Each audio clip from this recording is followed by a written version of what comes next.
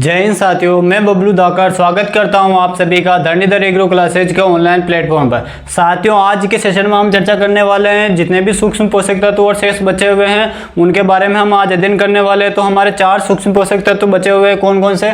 निकल, chlorine, boron और molybdenum. इनके बारे में हमको ज़्यादा डिटेल से नहीं पढ़ना है, इनके बारे में जो केवल परीक्षा की दृष्टि से जो इंपॉर्टेंट फैक्ट है उन्हीं के बारे में हम आज चर्चा करने वाले हैं। तो सबसे पहला हमारे जो सूक्ष्म पोषक तत्व आता है वो आता है निकल। निकल की यदि हम बात करें तो ये कौन सा पोषक तत्व हो जाएगा? नंबर क्या? तो 17वां। ये क्या था? आवश्यक पोषक तत्व था। 1987 में इसको खोज हुई थी। किसके द्वारा की गई थी? तो ये की गई थी ब्राउन के द्वारा, इसकी खोज की गई थी। ब्राउन व वेल्यू 2 वैज्ञानिक हुए थे, उसके द्वारा इनका खोज की गई थी। ये हमें ध्यान रखना, ठीक है ना। ये इसका सामान्य परिचय हो गया। अब हम बात करते हैं इसके प्रमुख कार्य क्या क्या। तो इसका जो मेन जो कार्य होता है वो कार्य होता है इसका, ये क्या करता है? यूरिएज एंजाइम का क्या होता है? धात्विक संगठक तत्व होता है। यूरिएज एंजाइम का ये धात्विक संगठक तत्व होता है। सबसे ज्यादा इंपॉर्टेंट यही है कि प्रश्न आएगा कि यूरिएज एंजाइम का धात्विक संगठक कौन सा तत्व होता है, तो वो हो जाएगा हमारे निकल हो जाएगा, ठीक है ना। तो सबसे हमारा पहला पॉइंट हो जाएगा यूरिएज एंजाइम का धात्विक संगठक तत्व होता है। अब हम बात करते हैं यूरिएज एंजाइम क्या कार्य करता है। तो ये क्या करता है? जो जब हम फसल की पूर्ति के लिए, जब हम किसी फसल के अंदर यदि नाइट्रोजन की कमी हो जाती है तब हम यूरिया देते हैं। तब यूरिया जैसे हम मृदा के अंदर डालते हैं तो ये क्या करता है? यूरिएज एंजाइम की सहायता से वो जो यूरिया का जो अणु होता है उसको यूरिएज एंजाइम ब्रेक डाउन करता है और वो फसल को उपलब्ध होने के लिए सहयोग प्रदान करता है। तो ये इसका मुख्य कार्य होता है, ठीक है ना। उसके बाद में इसका दूसरा क्या कार्य होता है? तो ये क्या करता है? आयरन के अवशोषण में सहायक होता है, यानी कि आयरन का जो अवशोषण होता है उसमें ये मदद करता है। और दाना भरने में बीज की जीवन क्षमता को ये क्या करता है? बढ़ाता है। और इसके अतिरिक्त होता है हाइड्रोजिनेज एंजाइम की सक्रियता को भी क्या करता है? बढ़ाता है। तो ये इसके मेन 4 फंक्शन होते हैं। सबसे इंपॉर्टेंट जो है वो यूरिएज एंजाइम का ये धात्विक संगठन होता है, ये हमें ध्यान रखना है। एक ही पॉइंट याद रखना है, ये यूरिएज एंजाइम का धात्विक संगठक तत्व होता है। उसके बाद में इसके कमी की बात करें तो अगर इसकी पोषक पौधे के अंदर इसकी कमी हो जाती है तो क्या होगा? एक तो हो जाएगा नाइट्रेट का जमा होने लग जाएगा पौधे के अंदर, नाइट्रेट का क्या होने लग जाएगा? जमा होने लग जाएगा। और अगर कमी हो जाएगी तो क्या हो जाएगा? यूरिएज एंजाइम की जो एक्टिविटी है सोइल के अंदर वो क्या हो जाएगी? कम हो जाएगी। तो इसके ये 2 कमी के लक्षण होते हैं। इसी के साथ में ये यहाँ पर कंप्लीट होता है। निकल से संबंधित केवल हमें केवल एक ही पॉइंट याद रखना और वो ये याद रखना है क्या? यूरिएज एंजाइम का ये संगठक तत्व होता है, ये हमें ध्यान रखना है। स्क्रीनशॉट लेना चाहते हो तो स्क्रीनशॉट लीजिए। उसके बाद में हम हमारा जो अगला जो पोषक तत्व है उसके बारे में हम अध्ययन करते हैं क्लोरीन के बारे में। यदि हम क्लोरीन की यदि हम बात करते हैं यहाँ पर तो क्लोरीन से संबंधित 1-2 प्रश्न पूछे जाते हैं कि सबसे पहला आता है कि क्लोरीन के क्या क्या कार्य होते हैं। यदि हम क्लोरीन के कार्य की बात करें यहाँ पर साथियों, तो क्लोरीन का जो मेन जो कार्य होता है वो क्या होता है? ये क्या करता है? जल का अपघटन करता है। क्लोरीन की बात करें यहाँ पर हम नंबर 2 बात करें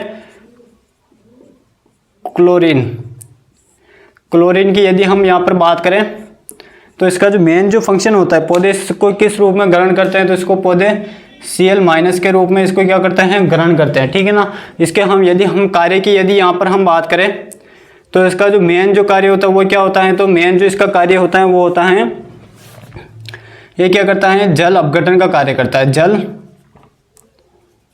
अपघटन का कार्य। और ये जो जल अपघटन का जो कार्य करता है ये कहाँ पर करता है? तो जो प्रकाश संश्लेषण क्रिया के दौरान जो हिल अभिक्रिया होती है उसके अंदर जल का जो अणु होता है उससे ऑक्सीजन मुक्त होती है। तो ऑक्सीजन मुक्त होने के लिए मैंने आपको जब मैग्नीज पढ़ाया था तब भी मैंने आपको बताया था कि जब जल का जो अणु होता है उससे ऑक्सीजन जब मुक्त होती है तब 2 तत्व महत्वपूर्ण भूमिका निभाते हैं। एक तो होता है हमारे मैग्नीज और एक होता है क्लोरीन। तो मैग्नीज और क्लोरीन दोनों जो थाइलेकोइड जो होता है उसके आंतरिक झिल्ली पर जब जल का अपघटन होता है तो उस दौरान इन दोनों तत्वों की उपस्थिति में जल का अणु टूटकर ऑक्सीजन रिलीज करता है प्रकाश संश्लेषण की अभिक्रिया के दौरान, ठीक है ना। तो ये इसका मुख्य कार्य होता है, जल अपघटन का यह कार्य करता है। इसके अतिरिक्त इसका हम नंबर 2 यदि फंक्शन की बात करें तो नंबर 2 फंक्शन हो जाएगा इसका, ये एक हार्मोन होता है इंडोल एसिटिक एसिड का, ये क्या होता है? संगठक तत्व होता है। इंडोल एसिटिक एसिड का संगठन तत्व होता है, ठीक है ना। जो इंडोल एसिटिक एसिड है हमारे, ये एक ऑक्सिन हार्मोन होता है, उसका एक प्रकार होता है IAA। इसका ये क्या होता है? संगठक तत्व होता है, ये हमें ध्यान रखना है। इसके बाद में नंबर 3 की यदि हम बात करें तो नंबर 3 हो जाएगा हमारे यहाँ पर, ये क्या करता है? पौधे के अंदर कई सारी मेटाबॉलिक क्रिया होती है। मेटाबॉलिक क्रिया को क्या करता है, प्रभावित करता है। मेटाबॉलिक क्रिया को ये क्या करता है, प्रभावित करता है, ये हमें ध्यान रखना। तो इसके ये 3 मुख्य फंक्शन होते हैं। सबसे इंपॉर्टेंट एक ही है, इसके अंदर जल अपघटन का कार्य करता है, जिसके अंदर हमने निकल के अंदर भी हमने देखा था केवल एक इंपॉर्टेंट था, जो यूरिएज एंजाइम वाला। इसी में भी जल अपघटन वाला सबसे ज़्यादा इंपॉर्टेंट है। अब हम इसके कमी के लक्षण की बात करें। कमी के लक्षण की यदि हम बात करें तो कमी के लक्षण में सबसे इंपॉर्टेंट जो आता है वो आता है इसके अंदर, हालांकि अभी तक इसके कोई कमी के लक्षण देखे नहीं गए हैं, लेकिन जो हम कभी होम गार्डन लगाते हैं या फिर जब कभी भी हम घरों के अंदर गमलों के अंदर पौधे लगाते हैं, तो गमलों के अंदर जो विल्ट उत्पन्न होता है, विल्ट जो डिजीज या रोग उत्पन्न जो होता है वो एक कवक की वजह से होता है, लेकिन गमलों के अंदर जो विल्ट डिजीज जो होती है वो क्लोरीन तत्व की कमी की वजह से होती है। ये सबसे ज़्यादा इंपॉर्टेंट है, ठीक है ना। इसकी वजह से क्या होता है, तो जो गमले जो होते हैं, गमलों में लगाए गए पौधे, गमलों में लगने वाले पौधे की पत्तियों में, लगने वाले पौधे की पत्तियों में विल्ट रोग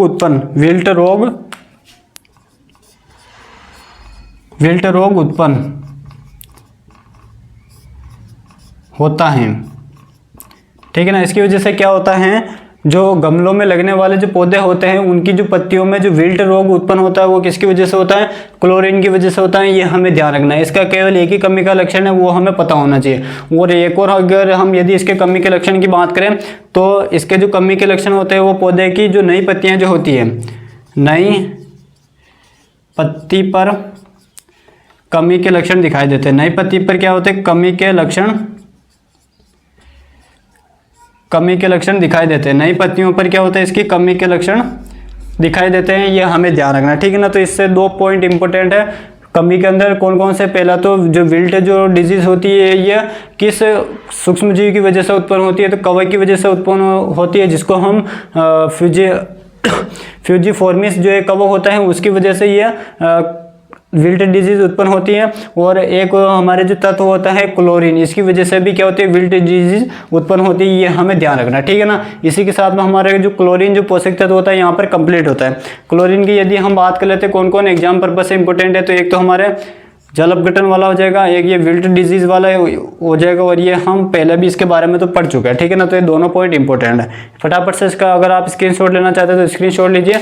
उसके बाद में हम नेक्स्ट जो हमारा बचा हुआ है मोलिब्डेनम, इसके बारे में हम अध्ययन करते हैं।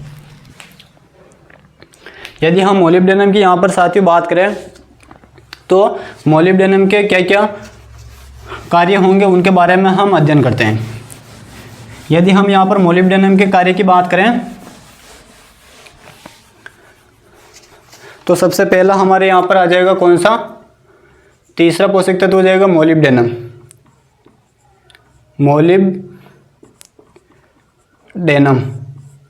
यहाँ पर हम मोलिब्डेनम की बात करें तो सबसे पहला आ जाएगा मोलिब्डेनम के अंदर इसके प्रमुख कार्य क्या होंगे। कार्य की यदि हम बात करें तो सबसे पहला कार्य क्या हो जाएगा, यहाँ पर नंबर फर्स्ट हो जाएगा, ये क्या करता है, जो हमारे नाइट्रोजन जो स्थिरीकरण जो होता है, नाइट्रोजन स्थिरीकरण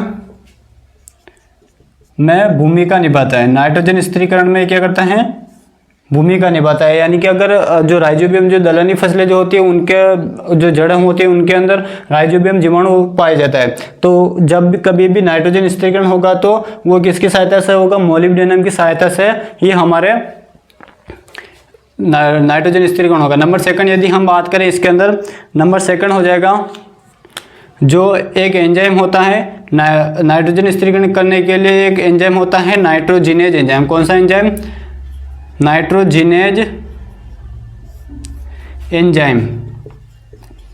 नाइट्रोजिनेज एंजाइम की ये क्या करता है, नाइट्रोजिनेज एंजाइम की क्रियाशीलता को बढ़ाता है। क्रियाशीलता को ये क्या करता है, बढ़ाता है। नाइट्रोजिनेज एंजाइम जो होता है वो नाइट्रोजन स्थिरीकरण में सहायक होता है, तो इसकी ये क्या करता है, क्रियाशीलता को बढ़ाता है। नंबर थर्ड यदि हम बात करें, एक विटामिन होता है विटामिन सी, विटामिन सी निर्माण में ये सहायक होता है। जिस प्रकार से हम बात करें विटामिन ए के निर्माण में कॉपर होता है, विटामिन B12 के निर्माण में कोबाल्ट होता है, उसी प्रकार विटामिन सी के निर्माण में मोलिब्डेनम तत्व महत्वपूर्ण भूमिका निभाता है।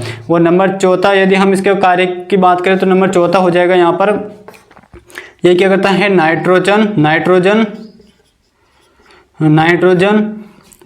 अपचयन, नाइट्रोजन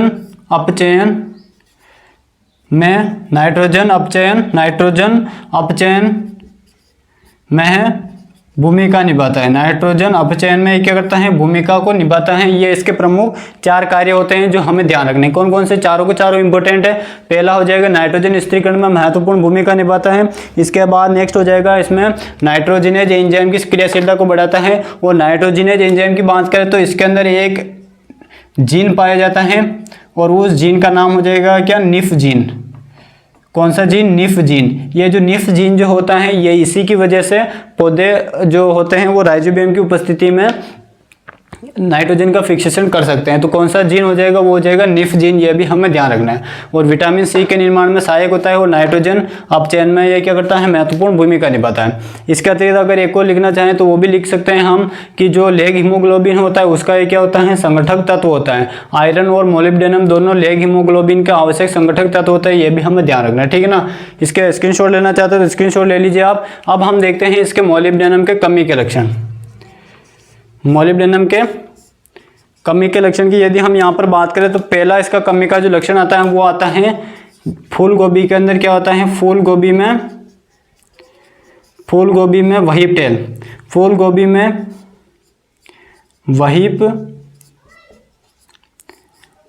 वहीप टेल जो रोग उत्पन्न होता है वो किसकी वजह से उत्पन्न होता है, मोलिब्डेनम की वजह से होता है। और वहीप टेल का अर्थ क्या होता है, तो फूल गोभी के अंदर जो पत्तियां जो होती हैं वो तलवार के जैसी हो जाती है। किसकी जैसी हो जाती है, तलवार के जैसी हो जाती है, स्वाड के जैसे हो जाती है। तो उसे क्या कहते हैं, वहीप टेल के नाम से जानते हैं, ठीक है ना। तो फूल गोभी में जो वहीप टेल होता है वो किसकी वजह से होता है, मोलिब्डेनम की वजह से होता है। ये हमें ध्यान रखना है। इसके अतिरिक्त हम नेक्स्ट यदि इसकी कमी के लक्षण की यदि हम बात करें तो वो हो जाएगा इसमें जो नींबू की जो फसल, नींबू वर्गीय जो पौधे होते हैं, नींबू में क्या होता है, नींबू की बात करें तो नींबू के अंदर क्या होता है, नींबू में येलो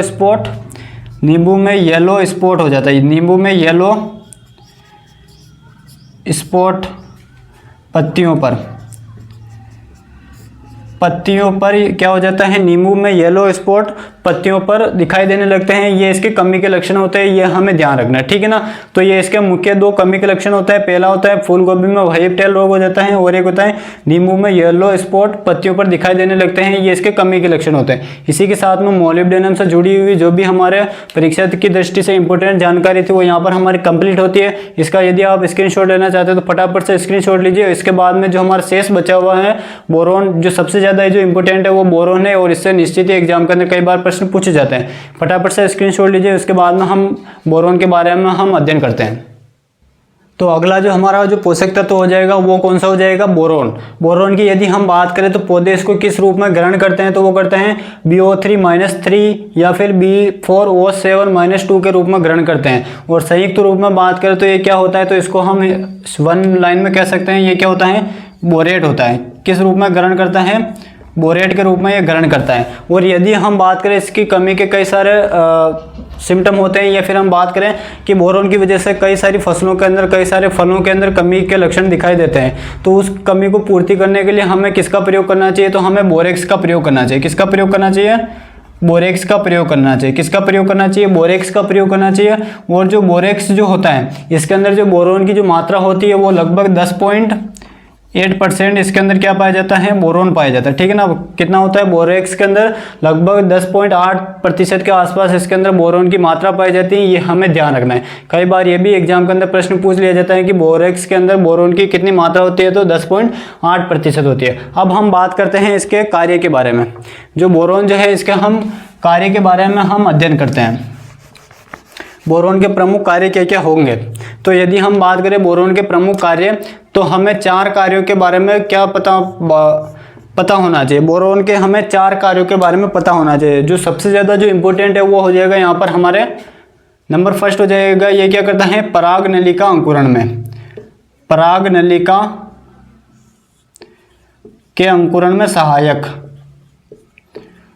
परागनलिका के अंकुरण में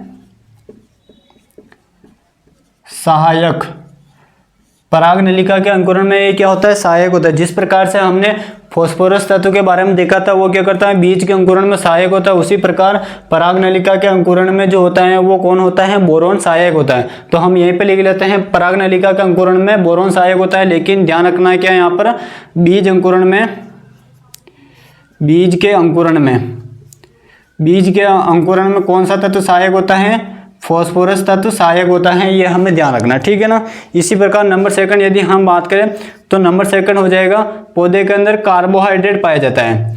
पौधे के अंदर क्या होता है, कार्बोहाइड्रेट पाया जाता है। तो कार्बोहाइड्रेट का जो स्थानांतरण जो होता है, कार्बोहाइड्रेट स्थानांतरण में कौन सा तत्व सहायक करता है, सहायता करता है, तो वो करता है हमारे बोरोन। तो कार्बोहाइड्रेट स्थानांतरण में सहायक, कार्बोहाइड्रेट के स्थानांतरण में जो तत्व जो सहायता करता है वो कौन सा होता है, हमारे बोरोन होता है, ये हमें ध्यान रखना, ठीक है ना। इसी प्रकार नंबर थर्ड की यदि हम बात करते हैं, पौधे के अंदर जो कैल्शियम जो होता है, कैल्शियम के अवशोषण को बढ़ाता कौन है, तो कैल्शियम अवशोषण में भी सहायकता कौन करता है, तो वो करता है हमारे बोरोन। तो कैल्शियम अवशोषण में सहायक, कैल्शियम अवशोषण में जो सहायक जो तत्व होता है वो कौन सा होता है, हमारे बोरोन हो जाएगा। कौन सा तत्व हो जाएगा, बोरोन हो जाएगा।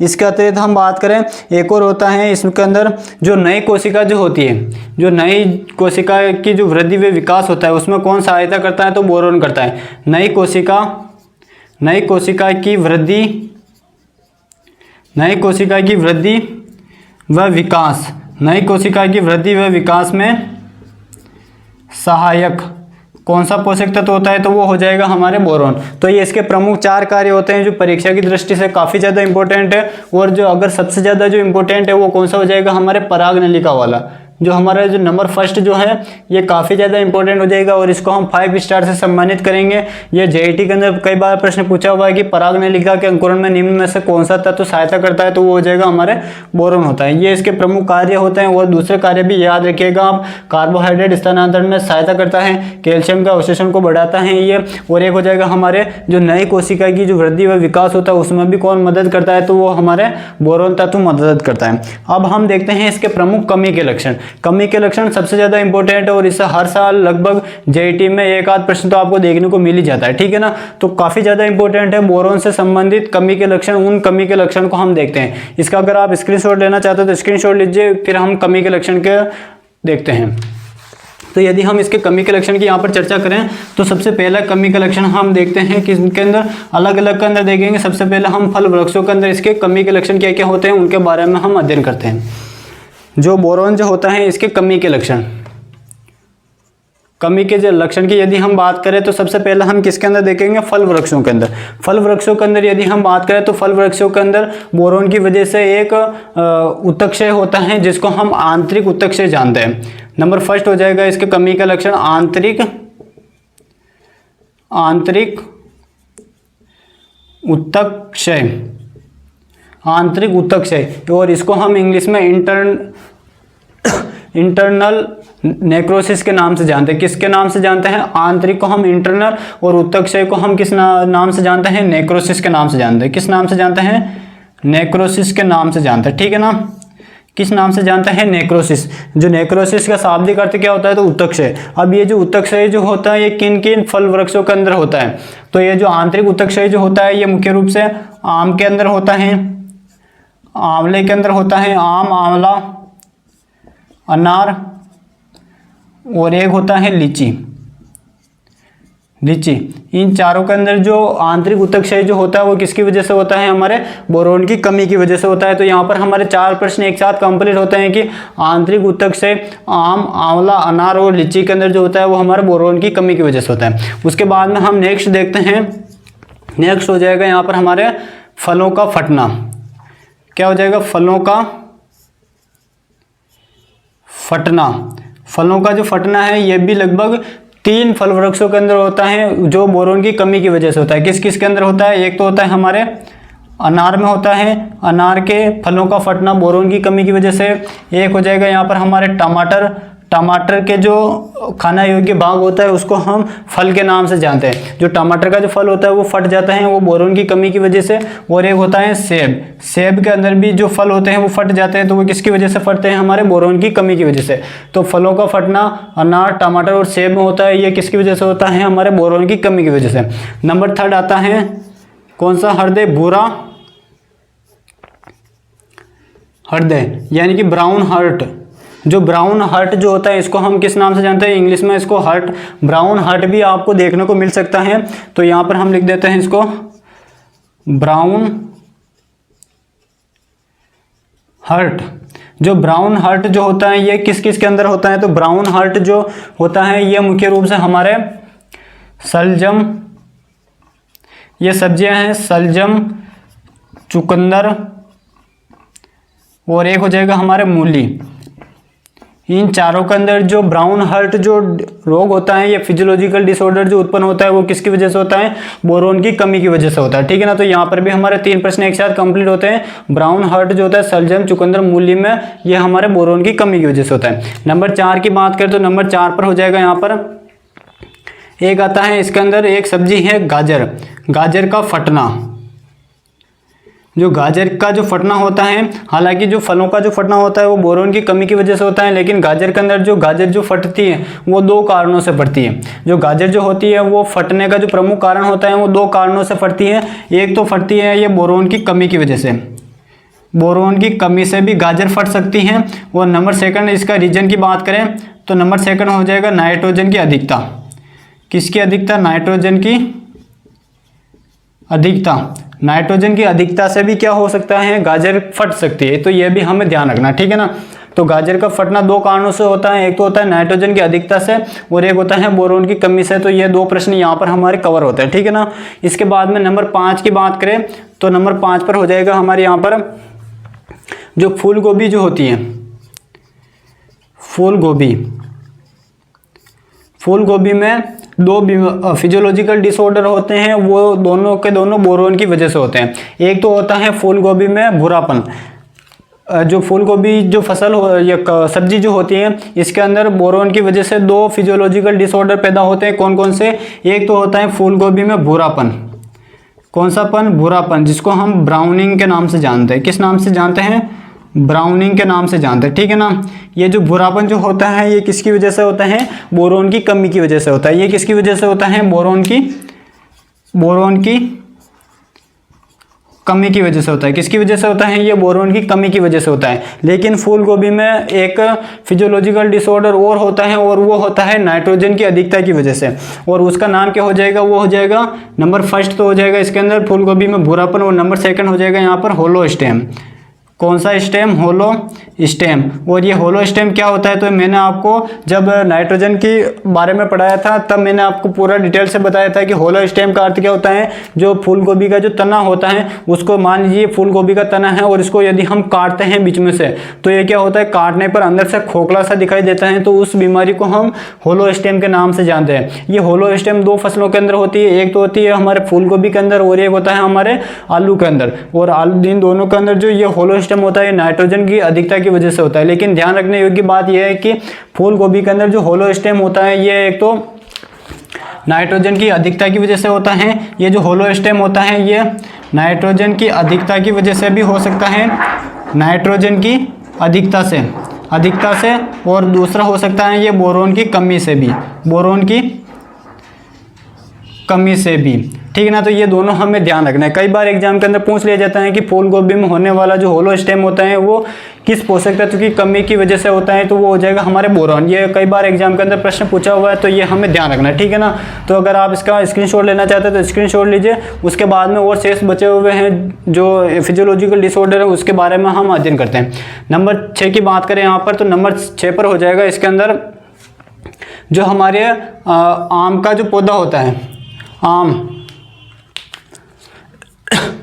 आम की बात करें यहाँ पर, तो आम के अंदर भी एक फिजियोलॉजिकल डिसऑर्डर होता है जो किसकी वजह से होता है, बोरॉन की तत्व की वजह से होता है। आम के अंदर एक ब्लैक टिप रोग उत्पन्न होता है, फिजियोलॉजिकल डिसऑर्डर होता है आम के अंदर। कौन सा?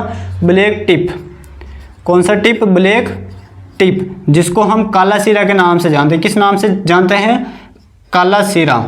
काला सिरा के नाम से इसको जाना जाता है। अब ये जो ब्लैक टिप जो होता है ये दो कारकों की वजह से होता है। एक तो होता है ये बोरोन तत्व की कमी की वजह से होता है। जो ब्लैक टिप या काला सिरा जो रोग होता है, ये फिजियोलॉजिकल डिसऑर्डर जो होता है, ये मुख्य रूप से, एक मिनट थोड़ा सा डिस्टर्बेंस होगा आपको। हाँ, तो ये जो काला सिरा जो होता है आम के अंदर ब्लैक टिप, इसको हम हिंदी में काला सिरा कहते हैं और इसको इंग्लिश में ब्लैक टिप के नाम से जानते हैं, ठीक है ना। तो ये जो ब्लैक टिप जो रोग होता है ये किसकी वजह से होता है? तो ये दो कारकों की वजह से होता है। नंबर फर्स्ट की बात करें तो नंबर फर्स्ट हो जाएगा, ये किसकी वजह से होता है? बोरोन की कमी की वजह से होता है। किसकी वजह से होता है? एक कारक तो हो जाएगा बोरोन की कमी की वजह से। और नंबर सेकंड कारक की बात करें तो ये जो काला सिरा जो होता है ये ईंट के जो उद्योग होते हैं, ईंट उद्योग के भट्टे,